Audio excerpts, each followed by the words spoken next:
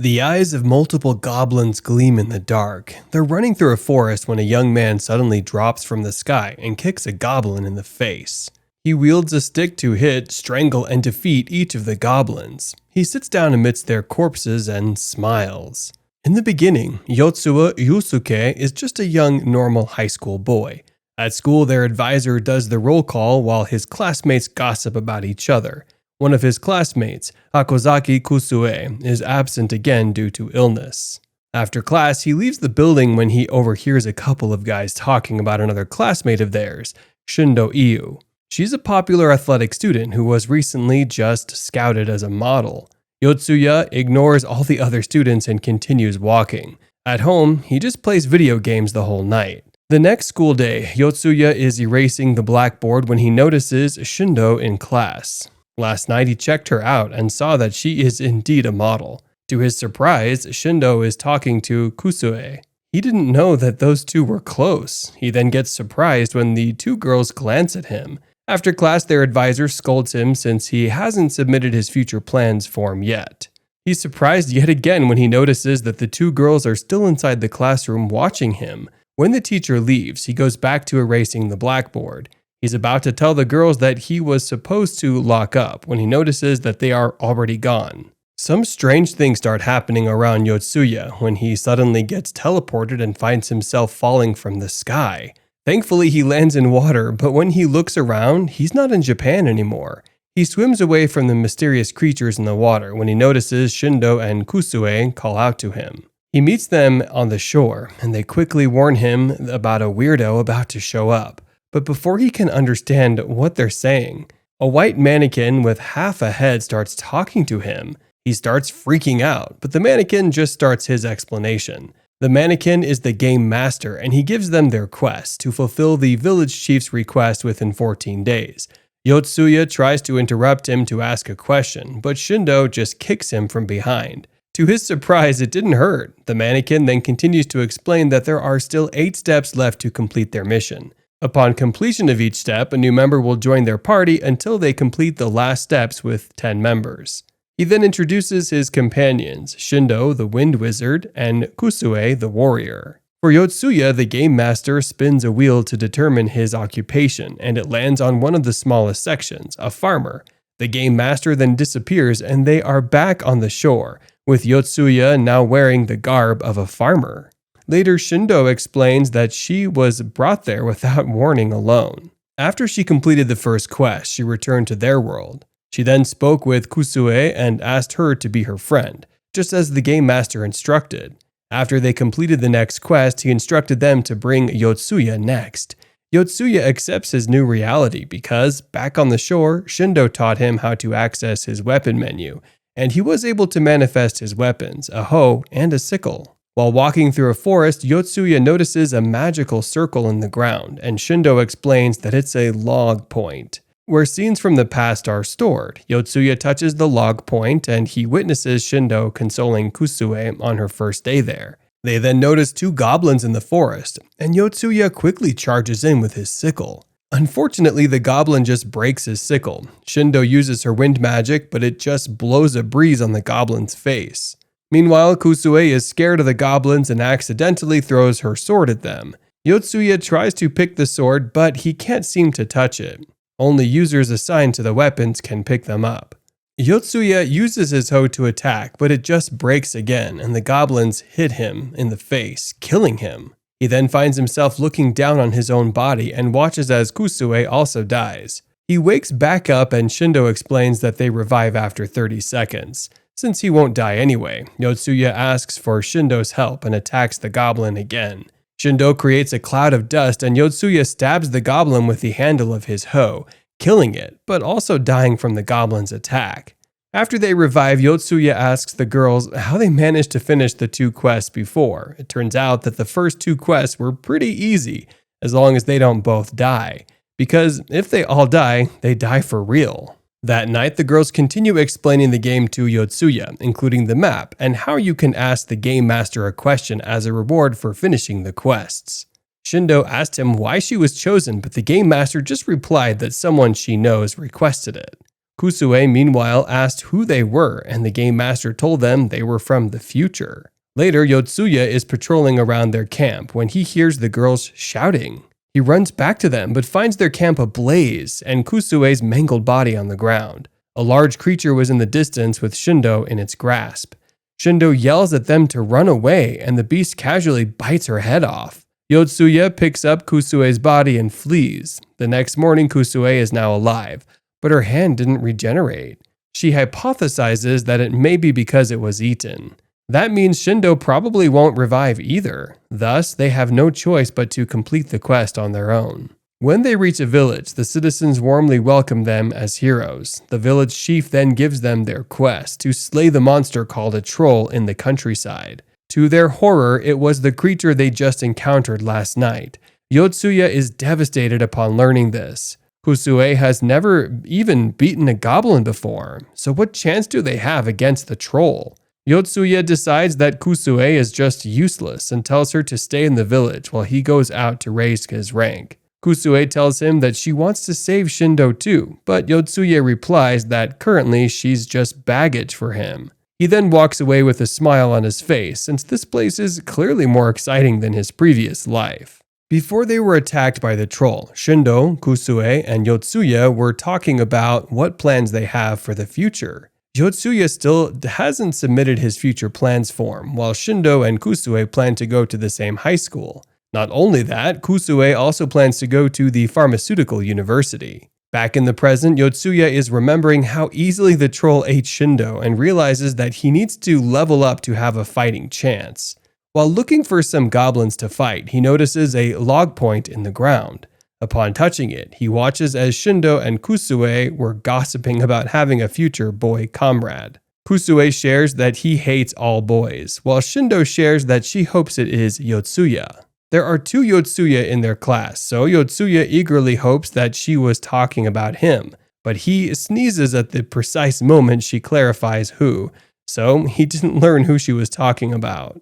He then finds some goblins and proceeds to defeat them one by one. While battling, he can't help but remember his childhood days, when he was playing with his friends in the forest. However, it just fills him up with rage. One of the goblins escaped, but Yotsuya was able to reach rank 9 farmer. He hopes that there's a way to change his job so he can use something like a sword. While looking at his status screen, he notices that Kusue died. He hurriedly runs back to the village and sees it burning.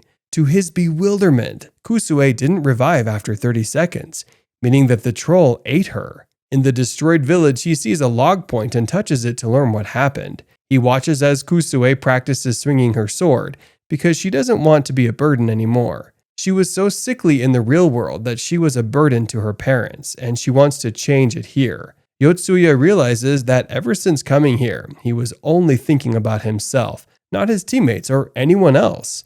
When the troll attacked, Kusue stayed behind to keep it busy while the villagers escaped. She was easily beaten, but she still distracted the troll when a kid was in danger. The troll then picked her up and ate her, with her last words asking Yotsuya for help. Back in the present, the troll spots Yotsuya and he runs for his life. However, the troll jumps right behind him and swats him into the sky. As he was contemplating his death, Yotsuya suddenly realized that after graduating from elementary, he never cared anymore. And yet, a girl who is so sickly wants to do a pharmaceutical research in the future? Yotsuya realizes he cannot let his teammates die. He crashes down onto the ground and starts running into the forest. In the past, he saved his friends from a rabid dog, so he just has to do it again this time. After a while, he learns that he can dodge the troll if he changes direction the moment it jumps. He continues dodging, but after a while, he makes a mistake. The troll is about to kill him when he notices a goblin in front of him. He immediately stabs the goblin and hopes that he levels up. Thankfully, he did, and the world freezes around him. The game master then appears and congratulates him for achieving rank 10. As a reward, he will get a new job. The game master spins the circle, and it lands in the chef profession. Yotsuya gets dismayed, but he suddenly realizes that he now has kitchen knives on his weapons list. Not only that, he has a skill that allows him to see the organs of creatures. As time resumes, he immediately dashes forward and slashes the troll's stomach, letting Kusue and Shindo escape and revive. He teaches the others the troll's attack pattern and they all fight the troll. Unfortunately, its defenses are too high, and they just keep dying. After a while, Yotsuya notices the wound on his stomach and creates a plan. He shares his plan with the girls and immediately dashes forward, crawling inside its wound and stabbing it from the inside. The troll pulls him out and kills him. Next, Shindo charges into the troll and points her staff at its wound. And just like Yotsuya instructed, she blasted wind magic inside, making the troll pop like a balloon. The Game Master congratulates them for defeating the troll. The girls notice that they level up, but to their annoyance, Yotsuya leveled up faster than them. As his reward for finishing the quest, the Game Master lets Yotsuya ask one question. Yotsuya remembers the others' questions, and he decides to ask what happens after they finish the 10 stages. In response, the Game Master shows them a vision of the future. It was them in their fantasy garb, but a magic circle opens in Tokyo and a gigantic dragon emerges. The three then find themselves back in their classroom at the same time when they left. Shindo gets up and thanks Yotsuya for letting her live long enough for her tennis tournament. She then tells Yotsuya to walk Kusue home and leaves. Yotsuya walks Kusue home, but it's his first time walking with a girl, so he's awkward. In his nervousness, he talks a lot. In the middle of the city, he remembers the vision they saw, and he realizes that if he abandons their quests, then there's a chance that his city he hates could be destroyed. Before they completed the quest, Yotsuya found another log point after defeating a couple of goblins. After touching it, he sees Kusue and Shindo before he became a member of their group. They have just killed their first goblin when Shindo suddenly hugged Kusue tight and thanked her for being her friend with tears in her eyes. Back in the present, Kusue texts Shindo about how her walk with Yotsuya went. Shindo asks a friend of hers, who was a former classmate of Yotsuya, how he was back in elementary school, but the girl tells her he was just a quiet kid. Meanwhile, Yotsuya is jogging in the streets when he receives a call from the Game Master. The Game Master instructs him to go to a specific school and flirt with a girl there. Following the instructions, he enters a bathroom and sees 3 girls in the process of taking off his target girl's clothes. Yotsuya breaks the girls' phones and chases them out of the bathroom. He then walks the girl home. He asks the girl why they were bullying her, and she explains that they were just getting revenge since she badmouthed them online. The girl then advises Yotsuya to play some romance games and runs away. 2 weeks later, they get teleported back to the game. The new girl is freaking out when the Game Master arrives and gives the new girl, Tokitate Yuka, the job of a fire wizard. As for their quest, they need to traverse 5% of the map and deliver the goods to Radodorbo in 40 days. Not only that, their revival counter was increased to 40 seconds. After the Game Master leaves, Yotsuya tries to introduce himself to Yuka, but she just labels him as a pervert stalker. Yuka explains to Shindo and Kusue how she and Yotsuya met, and the other 2 girls judge Yotsuya. They walk away, ignoring Yotsuya, who is trying to explain himself. Shindo explains to Yuka the mechanics of the game and tells her that she should relax around them. Yuka, meanwhile, sees her as a Majiha Purple, the lively protagonist in the anime she likes watching. Shindo then asks Yuka about her bullying, and Yuka explains that she's friends again with the people who bullied her. She complained about Yotsuya to them, making him their common enemy and getting back onto their good sides. She explains to Shindo that she survives through high school by just not giving away for others to bully her. Meanwhile, Shindo tells her that she doesn't really get bullied herself because she puts a lot of effort into everything: academics, athletics, and even making friends. Still, she stops any bullying she sees because it seems dumb to her. Yuka gets amazed at Shindo's character and kneels before her. They finally exit the forest when something large suddenly falls from the sky behind Yotsuya. It was a giant bug corpse. Before they can comprehend what happened, a gigantic centipede suddenly bursts out of the bug's corpse. The centipede swings its tail around and whips it toward them, throwing a spherical item at them in the process. They all scatter, and Yotsuya wonders what kind of sphere the centipede threw at them. The ball suddenly opens up, revealing that it's actually a pill bug and hits Yotsuya directly in the face, killing him instantly. Yotsuya wonders where such a strong enemy came from, and he uses his chef skill to identify the threat level and name of the enemy. He watches as another pill bug hits and kills Shindo, and learns that the enemy is called a demon bug Cadmolet. and the Pillbug and Centipede have a combined threat level of D-. Yuka bravely faces the Centipede and declares that she'll handle the enemy.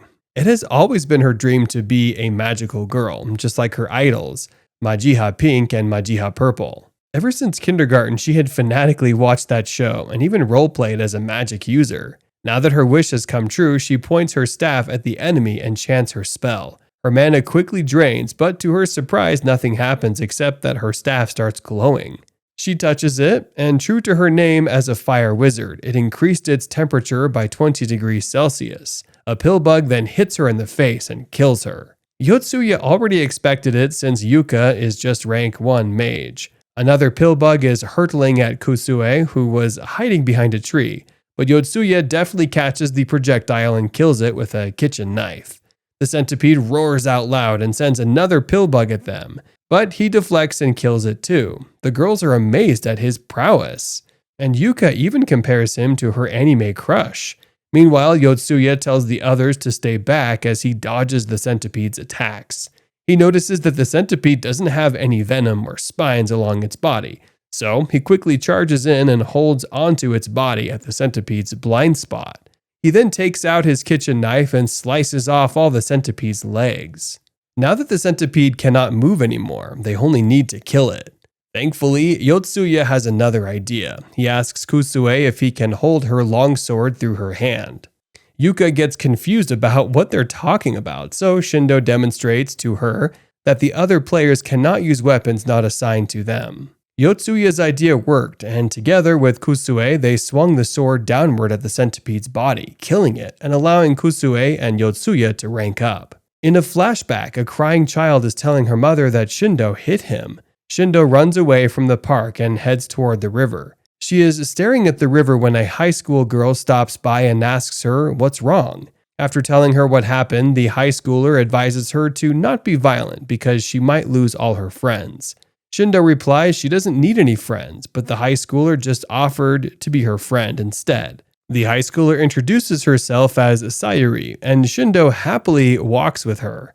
A few months later, Shindo overhears her parents talking about Sayuri's death. They are thankful that, unlike Sayuri, their daughter is gorgeous. The next day, upon going to Sayuri's funeral, the sight of Sayuri in her coffin leaves a lasting memory in Shindo's mind. Shindo wakes up from her nightmare and sees Yotsuya exercising nearby. Yotsuya notices Shindo's sad expression, which is very different from her usual cheery self. He asks her what's wrong, and Shindo suddenly grabs his hand and asks for his help. Shindo tells the story of her friendship with Sayuri to Yotsuya.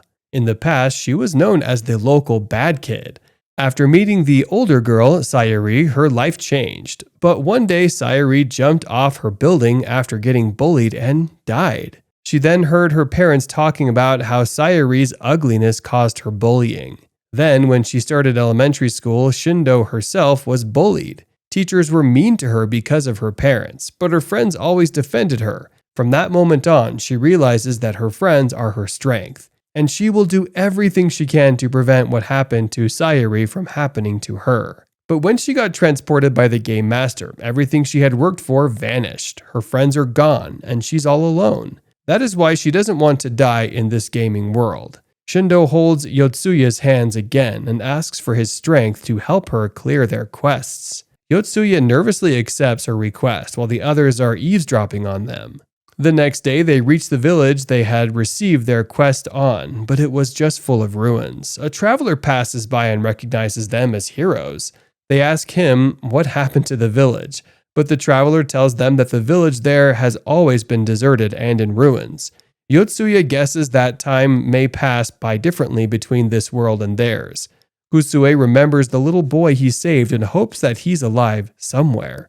They next ask the traveler if he knows the place Radadorbo, the destination of their quest. Thankfully, the traveler does know where it is, but it's on the other side of the continent. With horses, they can reach it in a month, but on foot, it would take them up to 3 months. Shindo begs the traveler to let them borrow his horse, but the traveler tells them he needs it for his work. Instead, he suggests that they can try the martial arts tournament coming up in a nearby town, since the reward for winning it is a couple of horses. The group decides to level up first before entering the tournament. They head to the nearby forest and Yotsuya stops them when he hears some enemies nearby. To their surprise, it wasn't goblins, but a group of bandits who came out of the bushes. Yotsuya was able to injure one of the bandits, but the game master suddenly speaks in his head and reduces his experience. It turns out that they will get penalties if they attack other humans. He informs the others of the penalty, and they all run away instead of fighting. Shindo attacks the bandits with wind magic to give the others time to escape. Unfortunately, when the others stop to rest from running, they learn that Shindo was left behind and captured. Yotsuya wonders what they should do. Should they rescue her and risk losing more time, or should they just leave her and finish their quest before their deadline is up? The girls protest about his callous disregard for Shindo, but Yotsuya clarifies that he's saving her by finishing their quest. Kusue tells Yotsuya that saving someone's life isn't all there is to saving them. Yotsuya compromises by suggesting that they split up. The girls go rescue Shindo while he enters the tournament. Yuka rants about her frustration with Yotsuya's attitude and promises Kusue that they'll rescue Shindo. Unfortunately, they also get captured by the bandits. Yotsuya can see the situation on his map and realizes that he's all alone again. He goes to kill more goblins and levels up, securing his next job as a creature wizard. As a creature wizard, he can speed up cellular growth, as well as persuade creatures using his words. At the town, Yotsuya enters his first round of tournament, but he instantly gets killed by his opponent, the knight Kavel. He gets revived and Kavel walks up to him and thanks him for reviving. She got worried that she might have killed someone. Yotsuya asks her if he can borrow her horses, but when Kavel doesn't agree, he instead offers to work for her for the horses. Kavel accepts, but she tells him that they would need to defeat a strong creature like a troll for it to be worth the horses. Yotsuya smiles and asks her if a group of bandits would suffice. After reporting the bandits' location to the knight commander, Kavel offers to train Yotsuya up since she noticed in their duel that he doesn't know how to use a sword. Throughout the afternoon, Yotsuya gets beaten up by Kavel, and Yotsuya remembers how bad he is at sports. At dawn, Kavel leads the contingent of knights to the bandits' hideout. The girls also notice Yotsuya approaching them using their maps. The knights quietly kill the bandit scouts and start a full charge after they get discovered. When they notice that they are about to be defeated, the bandits open a cage, and they all run away. Yotsuya and Kavel prepare to face what may come out of the gate. A huge human walks out and gives out a loud cry, and Kavel identifies it as a berserker, a bandit that became crazy and powerful after eating flesh imbued with magic. With each swipe of the berserker's sword, the knights get blasted away. Kavel faces the berserker, but one swipe of its sword easily destroys her shield. She draws her great sword, Roy Kayeksa, the great sword of annihilation. Kavel shouts that she loves cutting up flesh and charges the berserker. Yotsuya gets weirded out by Kavel's personality while she fights the berserker. The berserker then manages to disarm Kavel and sends her sword flying away. Yotsuya jumps in to save Kavel from being sliced up, but the block broke his fingers and knife. He then remembers his new powers as a creature wizard and uses his persuasion power to confuse the enemy.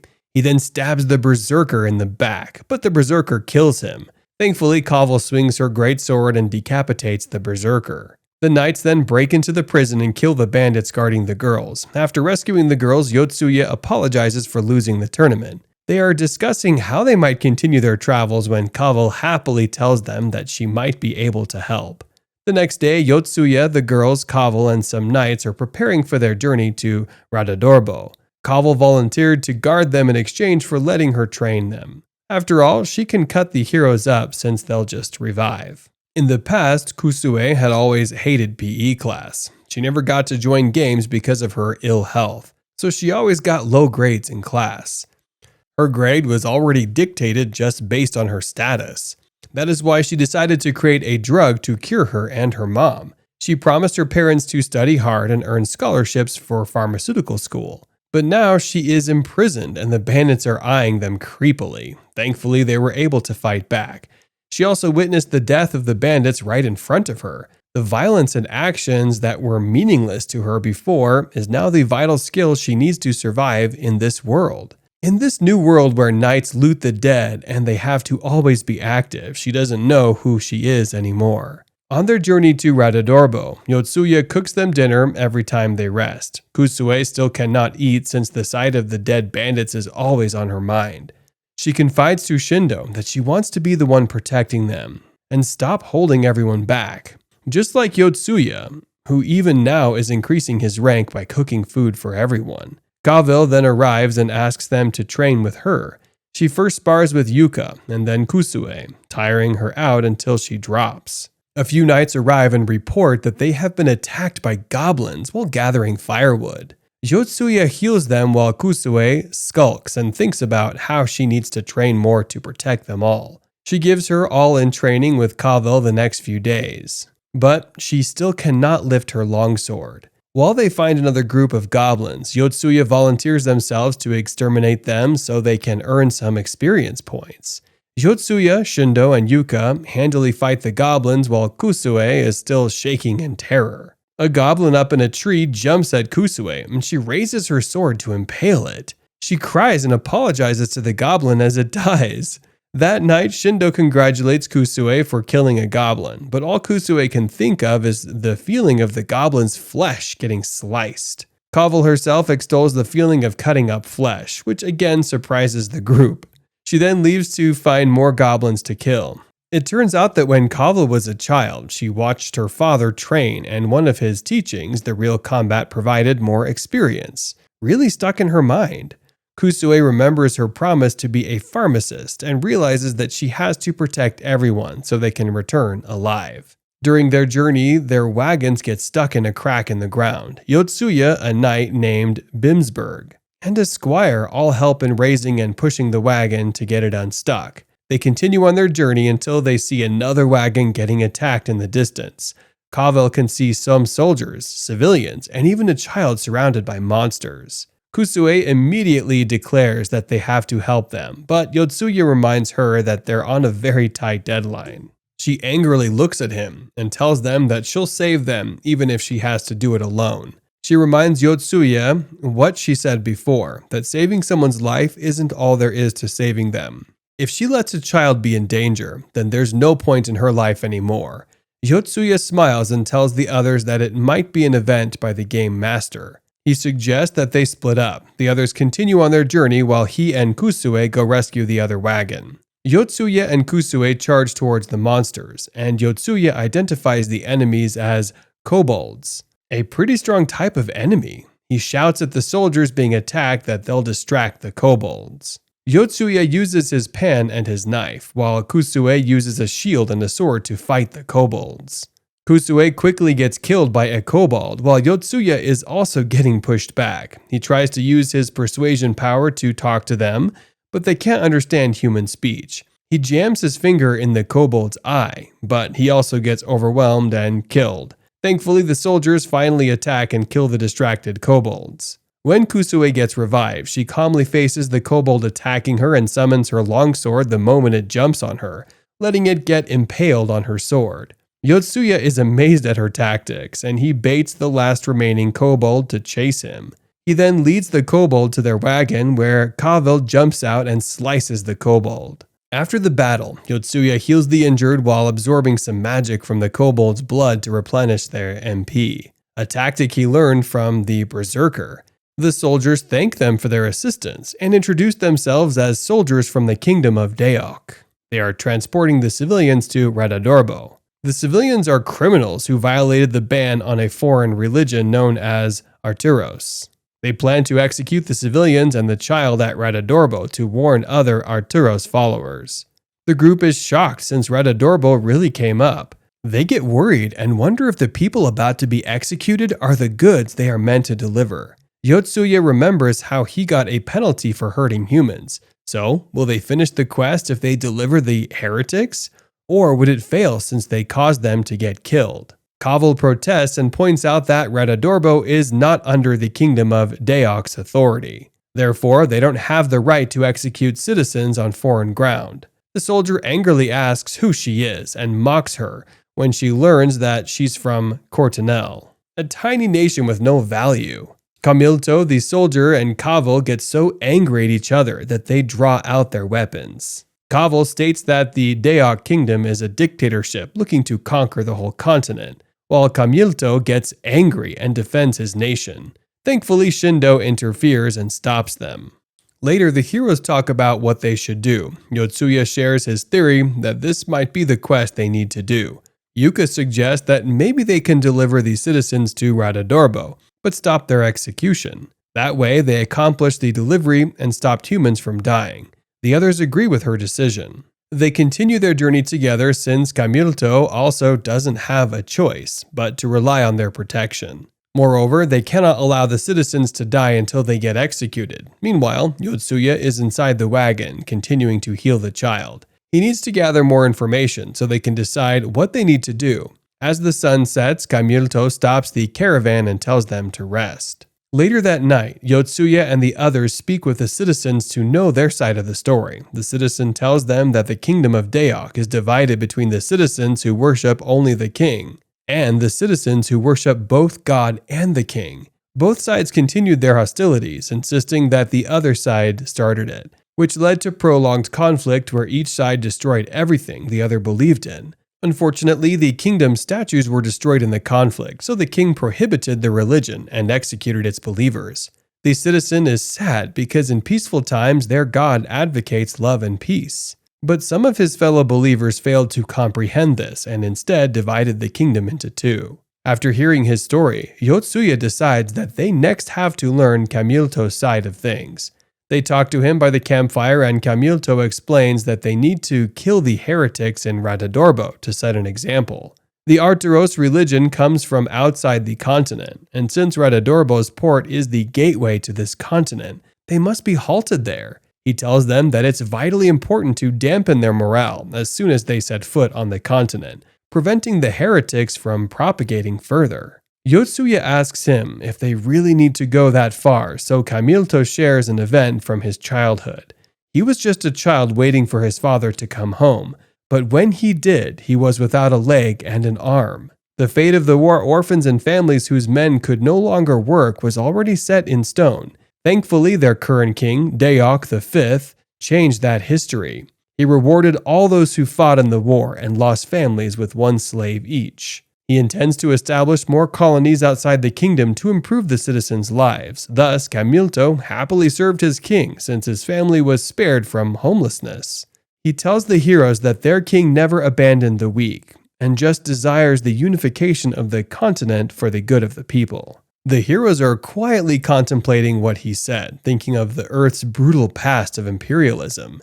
Yuka can't hold it in anymore and speaks up, telling Camilto that dictatorships are bad. They are just like bullies trying to assert dominance over others.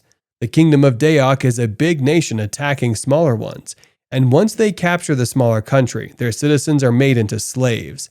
Camilto is getting angry with her accusations and picks up his axe. Thankfully, Shindo and Yotsuya break up the two, and Yotsuya tells Camilto that they should just have their own opinions. A few days later, Shindo and Kavel are sparring. Kavel tells her that since they don't have the strength of men, they should make up for it with the sword techniques and knowing where to attack. Later, Camilto and Yotsuya are surveying the land they have to go through. Kavel asks if their carriages can cross the mountains ahead, but Camilto tells them he knows of an alternate route. Yotsuya and Knight Bimsberg push the carriage up the mountain until they reach the alternate route. They can see a man-made structure poking out of the mountains and a tunnel going through. As they enter the tunnel, Camilto explains that the mechanisms throughout the cave were built thousands of years ago, but he assures them that the ones at their route are still functional. They enter a large chamber where falling water activates the bridge they have to go through. While they are watching the spectacle in amazement, the cave behind them suddenly closes up, and Camilto's group escapes from a side passage. He apologizes and explains that he cannot travel with people who sympathize with the followers of an evil religion. After they leave, Kavel tells the others that they have no choice but to go on ahead to the mysterious structure. If they hurry, they might be able to catch up with Camilto and kill him. After they cross the bridge, the next passageway is filled with large swinging hammers. Yotsuya notices some strange markings above the doorway and runs to investigate. There he sees 3 pillars and starts rotating them to match the markings. After successfully matching them, the swinging hammers stop and they safely pass. Afterward, another seemingly normal corridor is in front of them. Yotsuya walks through it, but the wall immediately slams into him and sends him down a chasm. After he revives, he shouts out to the others to continue ahead without him while he tries to climb out of the chasm. The girls start watching the movements of the walls and try to predict their precise pattern for them to pass through unscathed. Kusue asks for some pen and paper, and after writing down the movements of the wall, she determines the best time to move forward. To test Kusue's theory, Shindo volunteers to go ahead first alone. When she successfully gets past, she signals the others to continue and yells downward at Yotsuya that they will go on ahead. Meanwhile, Yotsuya below starts making footholds by cutting the walls with his knife. Kavel and the girls finally exit the corridors, but they find themselves having to cross another bridge. On the opposite side of the bridge, some red fluid pumps into a gargoyle, reviving it. The gargoyle jumps down to the ground and faces the group. With the footholds he created, Yotsuya was able to inch his way up the walls. Unfortunately, he falls and dies. He continues again after he revives, but his torch slowly dies. He continues working in the dark as memories of his lonely life flash back to him. He was alone at school, and he even chose to be alone now. With perseverance, Yotsuya finally climbs to the top and escapes the chasm. Yotsuya feels his way down the dark corridor in the hopes of catching up to the others. He stumbles near a glowing log point and is surprised about what it contains. The log point shows him memories of the others crying in the corridor. Kavel is saying farewell to their dead comrade, Knight Bimsberg. She promises to get vengeance for his death. Yotsuya feels around until he finds the body of Bimsberg. Memories of their journey together surfaced in his mind. They shared meals and pushed wagons together. He didn't know him for long, but he was only there because of their quest to go to Radadorbo. He thanks him for his service and goes on his way. Meanwhile, the gargoyle is menacingly advancing toward the group. Kavel and the girls are killing all the vampire bats attacking them. Kavel and Shindo advance and meet the gargoyle in the middle of the bridge. Shindo notices that a key is hanging from the gargoyle's arm and deduces they have to acquire it to continue on their journey. Kavel charges in to fight the gargoyle while Shindo handles the vampire bats around them. Kavel compliments Shindo's talent, so Shindo shares that she used to do sports. Kavel asks her why she stopped, which makes Shindo remember her last tennis tournament. She lost in her first round, and she suspects it's because of her low physical strength as a wizard. It seems that the stats of the other world carried over into the real world. Nevertheless, she smiles and promises Kavel that she'll continue playing. However, Kavel is busy getting stabbed in the chest by the gargoyle. Kavel drops her long sword and falls down into the waters below. The gargoyle slowly turns around and looks at the defenseless Shindo. Shindo shakes in fear and steps back, accidentally stepping on a vampire bat. She closes her eyes and waits for the gargoyle to kill her. But time miraculously stops. She instantly remembers how Yotsuya told them before how time stopped for him when he reached rank 10 and got a new job. And just as she predicted, the game master shows up and spins the wheel. Shindo laments that she leveled up too late. A few seconds earlier would have let her save Kavel. When the time resumes, she immediately dashes forward, now in the garb of a warrior. Shindo slashes at the gargoyle's torso, but her sword just bounces off its armor. The gargoyle swipes at her, breaking her arm, and sends her off to the side. She almost falls off the bridge, but thankfully she manages to hold on at the last minute. She pulls herself up and the gargoyle attacks her again. After dodging, she pulls out her sword again with her broken arm fully healed up. The vampire bats start pulling her hair, so she equips her wizard hat to ward them off. She then equips her shield and faces the enemy once more.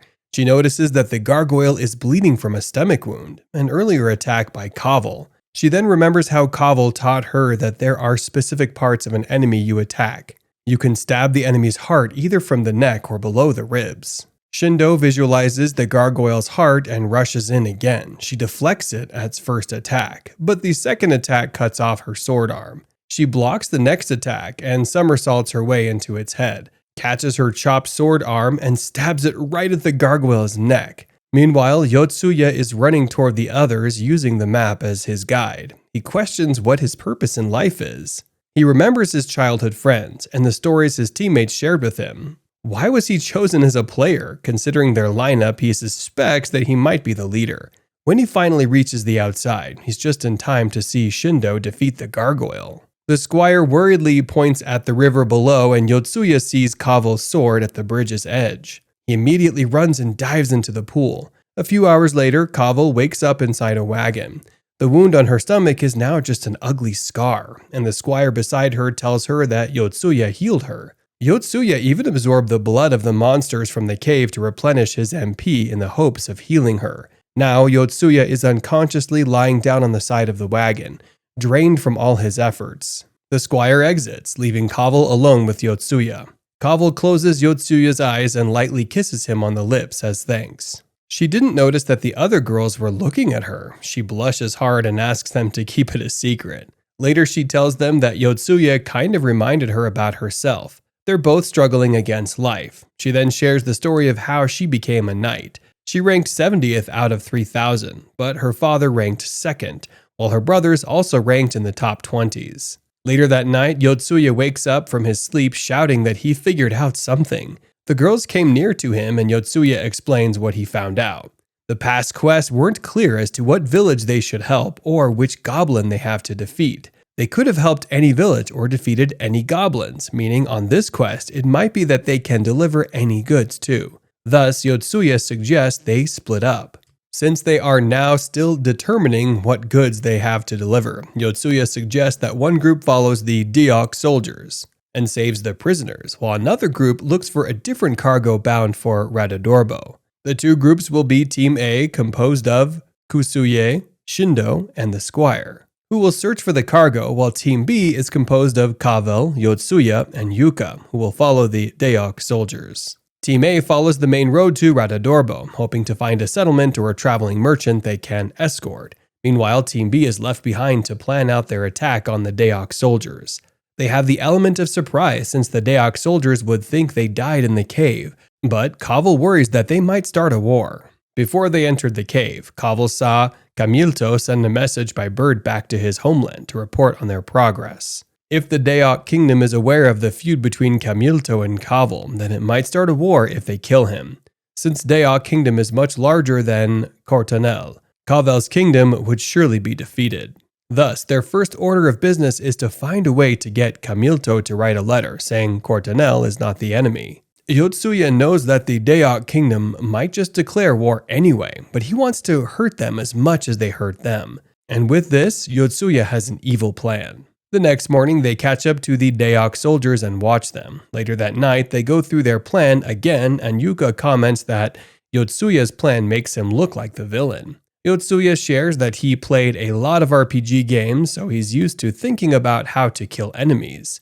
Yuka, meanwhile, shares that she just plays dating games, and then asks Yotsuya if she believes he's in a virtual world. Like, for example, if a girl kisses him, would that count as his first kiss?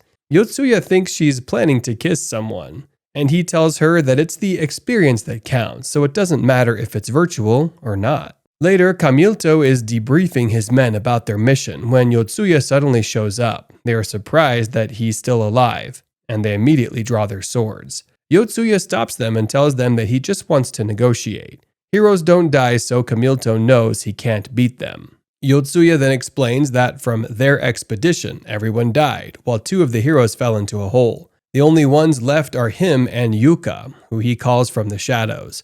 Yuka then reveals that Yotsuya converted to the religion of Arturos. Yotsuya threatens that if they don't release his fellow Arturos followers, he would use his immortality to spread the Arturos religion all over the world. He gives them until sunrise to decide. Later, Camilto is talking to his fellow soldiers about what they should do. If Yotsuya spreads the Arturos religion, then their journey would have all been for naught. They then remember how Yotsuya told them how 2 heroes fell in a hole, so they know that they can stop Yotsuya even if they can't kill him. They're planning to capture him when, out of nowhere, Yuka speaks up and encourages them to do so. She tells them that she's super annoyed with Yotsuya, so she wants him gone too. The Deok soldiers don't trust her, however, so she volunteers to lead them back to the sleeping Yotsuya. Camilto and another soldier follow Yuka while the last soldier is left guarding the prisoners. Camilto still doesn't trust Yuka, so they stab her in the back. They then look for Yotsuya at their supposed camp, but he wasn't there. They lead Yuka back to their wagon to find Yotsuya there, with blood dripping from his sword. He has killed the prisoners and the guard. Yuka then tells them that everything was a lie and they just wanted revenge for their fallen comrades. Yotsuya lights on fire the last remaining prisoner and sends their horse and wagon running away. Yuka escapes from Camilto and together with Yotsuya flees, with the Daok soldier running after them. Yuka worries that they might check the bodies left behind. The real plan was after Yuka leads Camilto and the knight away, Yotsuya sneaks into their camp and knocks the last soldier unconscious. Afterward, he rescues the prisoners and forces the captured soldier on the prisoner's clothes. The one he burned was the tied-up soldier. Now, Camilto will write home that the knights from Cortanel are dead, and the heroes are the ones who disrupted their mission. Meanwhile, Shindo and the others in Team A are worrying about how they cannot find any cargo they can deliver. It has been 3 days and they only have 4 days left. Shindo hopes the other team's mission is going okay. Yotsuya and Yuka finally reach the place where they hid the rescued citizens, a cave hidden in a cliff. The citizens thank them and the kid warmly expresses his gratitude to Yuka. Yuka blushes at the kid's compliment and tells herself that she's not interested in kids. In a flashback, Yotsuya is shown explaining his plan to Kavel and Yuka. He used cloth sacks and unused clothing to create dummies, and told them that they'll add 1 living soldier to complete the ruse. Yuka asks Yotsuya that his plan would involve killing a human being, and if he is ready for that. However, the fact that they can summon weapons out of thin air makes Yotsuya believe that they're not in the real world. Back in the present, Yuka confides in Yotsuya again if it's worth killing someone just to stop a war in a virtual world. Yotsuya, however, reminds her that they need to avenge their friends who died. She asks him what they are to him, so Yotsuya tells her that he considers them fellow survivors. Kind of like how they are all passengers in a falling bus. Nevertheless, they can't afford to worry themselves over the lives of characters in a game. In the past, Camilto was happy when their king entrusted him with a very important mission. But back in the present, they managed to find their wagon, but the horse is already dead. He punches the ground in anger at Yotsuya and sends a new message back to their kingdom to report their failed mission and the betrayal of their heroes. He looks back at his fellow soldiers and to his horror, his throat is being slit by Kavel. Camilto remembers Yuka's words and realizes that they have been lied to the whole time. Kavel lets him get his axe from the wagon and the two fight. However, Kavel easily cuts off his arms and then his legs. She then calmly pulls out her great sword and asks Camilto for his last words. Camilto cries and remembers the face of his king just before Kavel cuts his head off. In the kingdom of Daok, the king receives the news of Camilto's failed expedition. His subordinate asks the king if they should send reinforcements, but the king remarks that there are only 2 survivors, so it would be a waste. The more pressing concern is that the heroes who should be neutral to humanity have become their kingdom's enemies. Thus, the king orders his subordinate to research ways on how to kill the heroes. Meanwhile, Yotsuya, Yuka, and Kavel are talking about their successful mission. They don't know what Camilto sent in his report, but they have done all they can do. As for the goods, Yotsuya has 3 ideas he wants to try. In another part of the map, Shindo and the others have finally reached a settlement. They ask the sole merchant they see, but he sadly doesn't have any deliveries going to Radadorbo. Thankfully, Kusue also has another idea. Yotsuya and Team B pack a couple of boxes into the wagon. Yuka is apprehensive about the box's contents, but Yotsuya assures her that they might need them. The kid asks if they need help, and Yuka gets giddy with his cuteness. They are about to go when Yotsuya offers his seat on the horse to Yuka. Kavel, who was sitting in the other horse, cries out in shock, but she quickly becomes quiet when they look at her. During their journey, Yotsuya and the kid happily talk about their adventure, while Kavel sadly looks at them and sighs. Yuka notices this and starts wondering why. She then remembers how Kavel kissed Yotsuya before and giggles. Maybe Kavel is sad that Yotsuya didn't get to sit beside her. On one of their breaks, Kavel shyly tries to talk to Yotsuya again, but she clams up when she notices that the kid is nearby. Yuka was eavesdropping on them, happy that her hunch was correct. Later, Yuka remembers the dating game she played where she helped someone hesitating to confess. She decides to do the same to Kavel and help her show her true feelings to Yotsuya. On their next stop, Yuka offers to exchange seats with Yotsuya, telling him that her butt hurts after sitting on the horse for so long. Thus, on the next leg of their journey, Yuka is sitting on the wagon while the rescued prisoners ride the horses. That leaves Yotsuya and Kavel alone inside the wagon.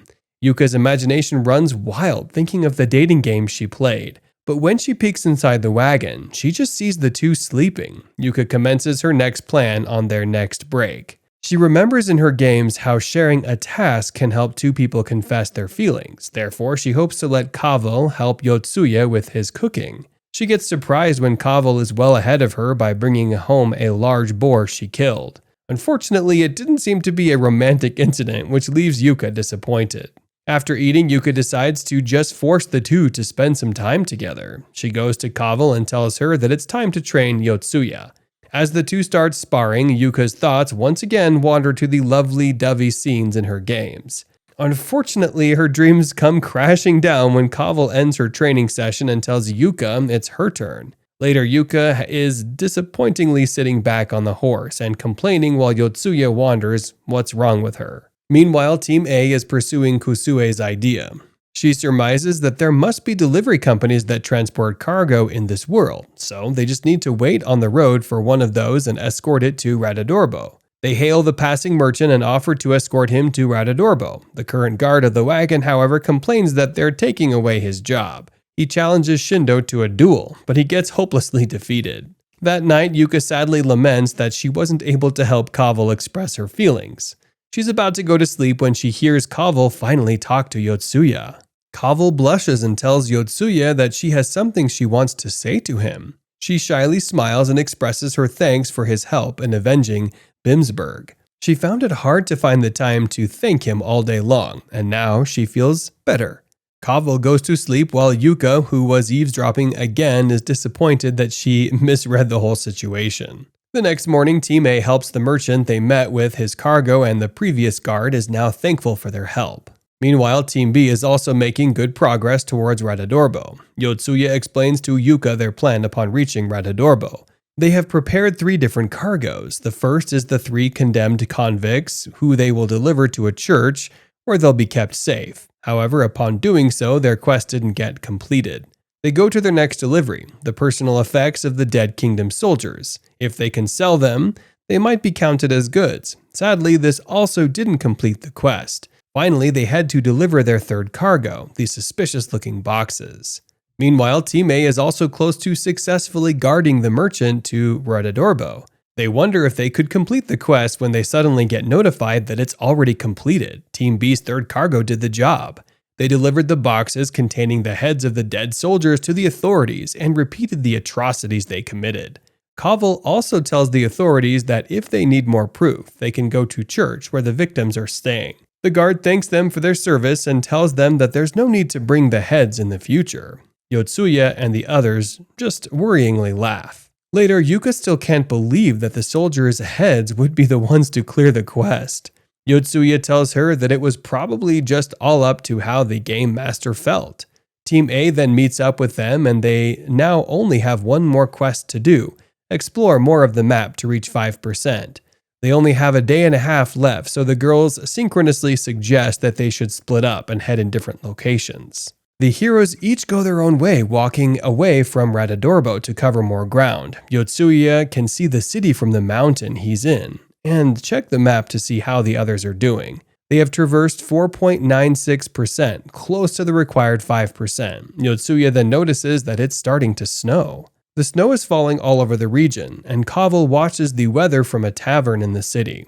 Her squire hands her a flagon of beer and tells her that the locals are expecting a blizzard tonight. Meanwhile, Kavel reminisces about the conversation she had with Yotsuya earlier that day.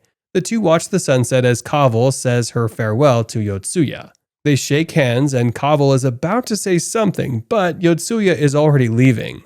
Back in the present, Kavel longingly stares at her sword and remembers all the moments of their adventure together. She tells herself that she is a knight and that the kiss she shared with Yotsuya was just a woman's fancy. In the mountains, Yotsuya is having a hard time with the blizzard. He browses his inventory and combines all his clothes to ward off the cold. He continues walking, but he still finds it difficult to face the cold wind. Not only that, it's starting to get dark too. He realizes that he might die there.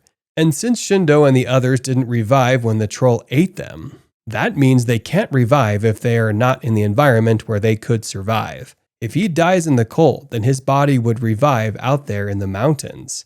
He decides to do some knee lifts while walking to raise his body's temperature. Yuka is also having a hard time with the blizzard since she only has her wizard cloak to wrap herself in. She loudly shouts that if there's going to be an event, then there should be some hot guys to keep her company. She imagines herself wrapped around his Prince Charming watching the snowfall. She checks the map and sees the others still moving, so she trudges on ahead in the snow. Kusue is using her shield to protect herself from the snow, but the bare metal armor of a warrior isn't doing her much good. The wind pushes her around, but she determinedly continues walking. She doesn't want to be a burden anymore. She was thankful for her new healthy body. Not only that, she has friends here that rely on her. Shindo is also walking in the blistering cold, only wearing her wizard robes. She passes by a fallen statue, and she shields her face from the cold wind with her hat.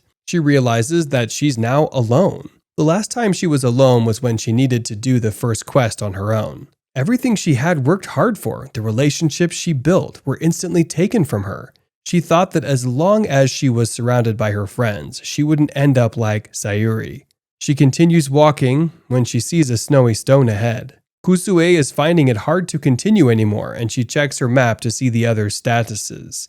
She gets elated to see that they're making progress. She tries to continue walking, but her vision slowly fades away, and she falls to the snow. She tries to get back up, but her body won't listen to her anymore. Shindo wipes off the snow on the stone and is surprised to see that it's the very same statue she passed by earlier. She had just been going in circles. She falls to her knees in frustration and screams at the sky.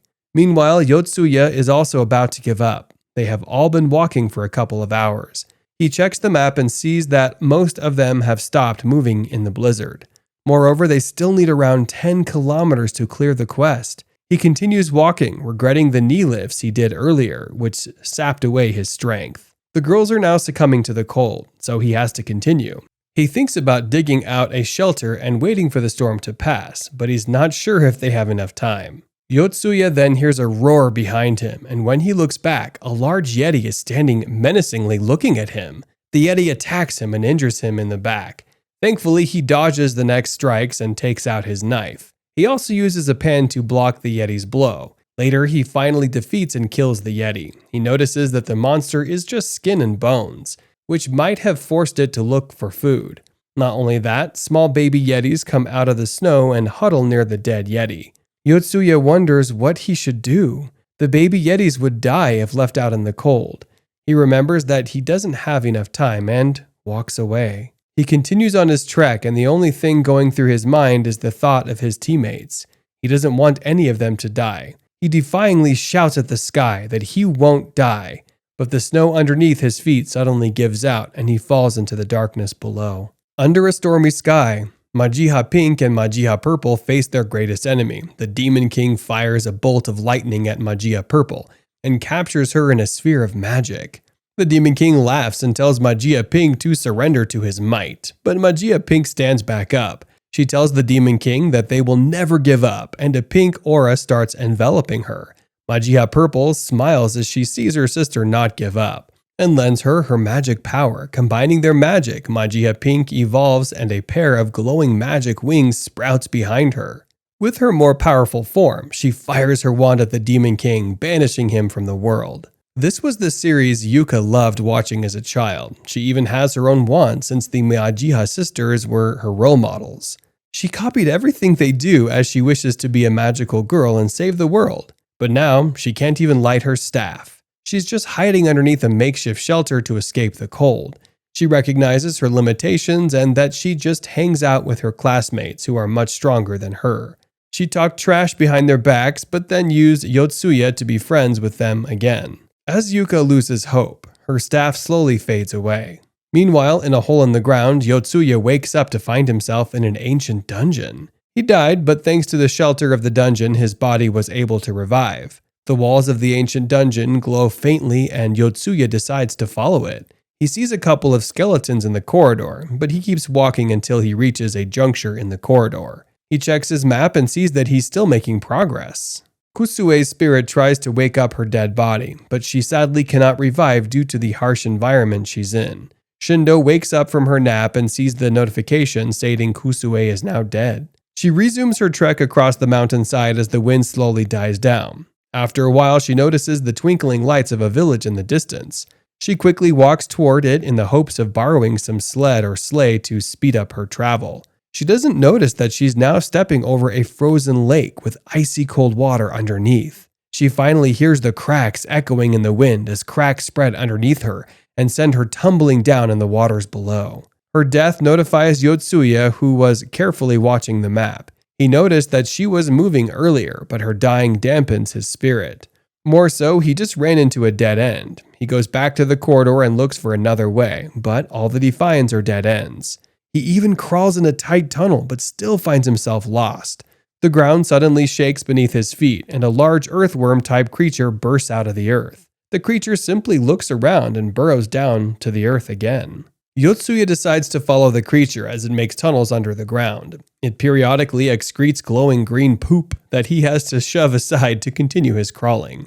Thankfully, the worm is heading in a direction he hasn't been in yet, and it doesn't seem to be aggressive. The slow pace of the worm irritates Yotsuya, so he tries poking the end of the worm. It quickens its burrowing, which made Yotsuya glad. However, the tunnel begins to shake and the rocks behind him are falling. Another more aggressive worm abruptly bursts out of the tunnel and is charging straight at them. Yotsuya is now stuck, and he can only scream as the worm swallows him whole. The only one left walking is Yuka. Yotsuya's status suddenly shows up, declaring him dead too. Yuka falls to her knees and cannot believe that she's the only one left. She then smiles as she realizes that she now has an excuse to give up. After all, no one can complain if everyone else died before her. She watches the gently falling snow and curls up in the ground. She then hears someone talking to her. When she looks up, it is Majiha Purple, telling her she cannot give up. She tears up as she realizes that her dying wish is to meet them seems to be coming true. Majiha Purple, however, scolds her and asks her what Majiha Pink did when she was defeated by the Demon King. She stood up. She again asks what Majiha Pink did when she was defeated in the next season. She once again stood up. Even in the final season, she stood up. Majiha Purple asks Yuka what she saw when she was watching them all those years. The Mahija sisters all stood up. With that, Yuka summons her staff and pushes herself back up. With tears in her eyes, she casts a fire spell that illuminates her surroundings.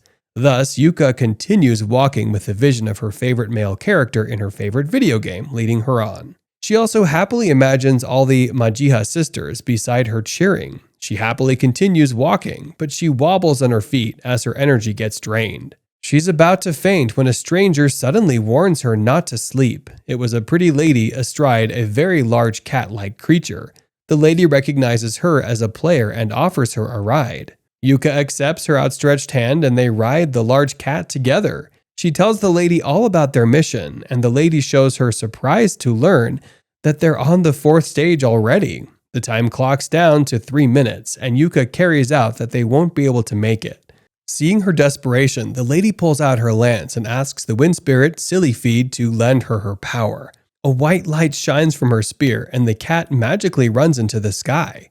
Yuka is surprised at what the lady just did, and asks her if she's a player too. The lady, however, explains that she's just a simple magic user. The lady summons more wind, which speeds up their travel more, as the clock ticks down to just seconds.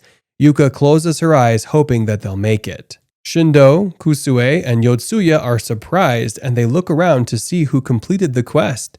Yuka was about to brag when the game master suddenly shows up behind her and congratulates them for clearing the quest. As her reward, she asks Yuka what her question would be. Yuka thinks hard about what her question would be.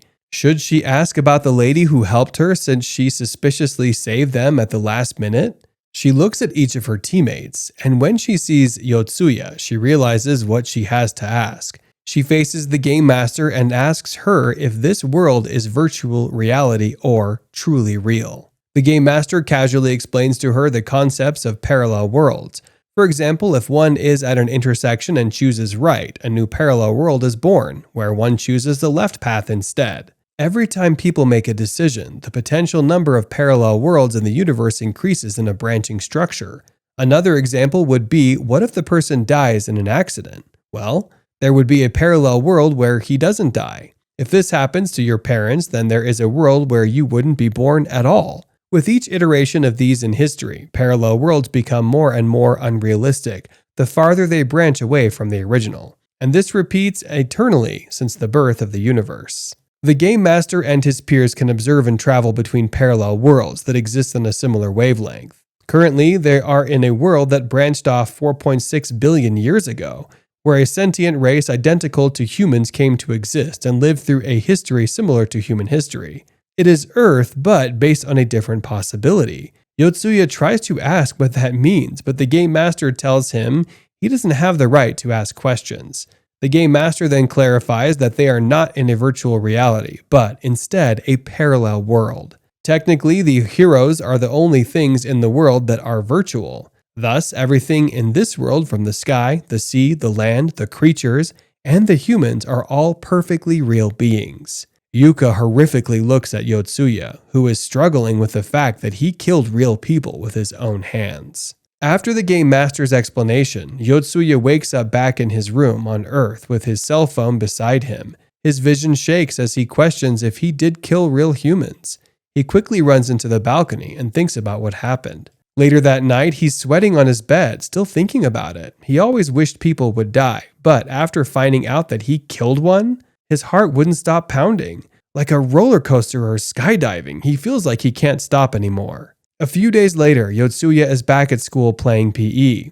He ignores his teammates and expertly shoots the basketball. His classmates are also surprised that he's good at basketball. Meanwhile, Kusue is also playing with Shindo. Kusue is glad that she's now able to participate in PE, and even Shindo feels lighter than she did before. She wonders if it might be because they leveled up a bunch of times. They also notice Yotsuya, but they haven't talked to him yet. Back when Game Master finished his explanation, Shindo and Kusue noticed Yotsuya's fallen expression, and they asked Yuka why. Yuka then explains what happened to their team on their mission to save the Arturo's followers, and that Yotsuya ended up killing a man. Not only that, she also texted them that he burned the man alive. Yotsuya just keeps playing basketball indifferently to the world. He then leaves the gymnasium and proceeds with his day. While going home, he's still thinking about the fact that he killed a man.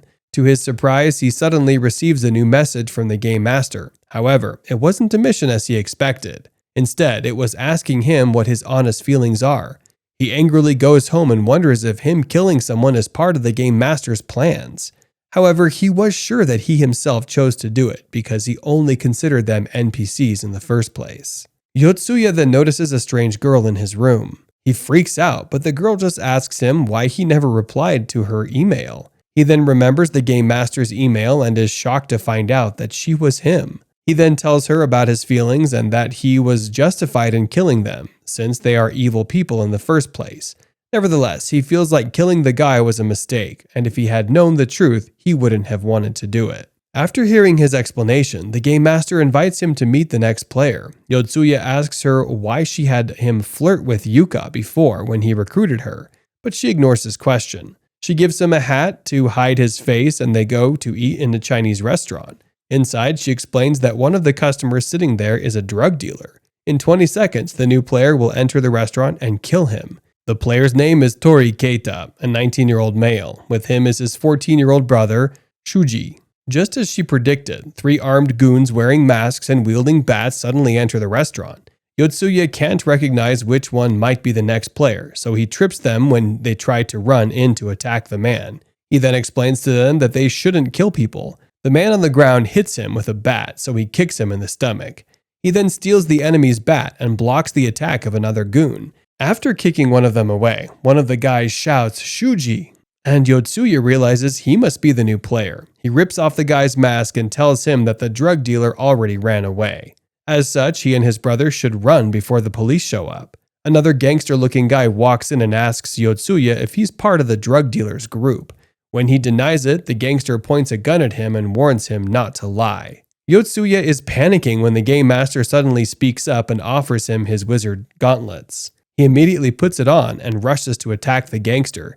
He uses his persuasion power to command him to stop, and the gangster cannot fire his gun. After defeating the gangster, he warns Keita again to leave with his brother. As Yotsuya is leaving, the gangster tries to shoot him in the back, but Keita kicks the gun out of the gangster's hands. He then kicks the man unconscious and leaves with his brother. Later, the game master tells Yotsuya that he stopped a murder today. She then asks him again what his honest feelings are. Yotsuya admits that he doesn't know anymore, but he does know what he has to do. He tells her that since he saved Keita and his brother, then their chances of finishing the quest go up. He also tells her that he now knows why she had him flirt with Yuka before. He stopped her photos from spreading, and she had a reason to return to the real world. This gave her the strength to complete their last quest. This time, he created a world where Keita and his brother weren't arrested, meaning Keita will also have something to fight for on their next quest. Game Master asks him what he learned about the value of life, but Yotsuya laughs and tells him it has no value. All humans ought to die. Meanwhile, the girls are back in their own lives. Shindo is out gossiping with her friends, Kusue is watching TV with her mom, and Yuka is back doing her live streaming. Game Master asks Yotsuya who he thinks he is to state that human life has no value, but he tells her he's just a normal kid with delusions of grandeur, and he would do anything to fight for his own justice.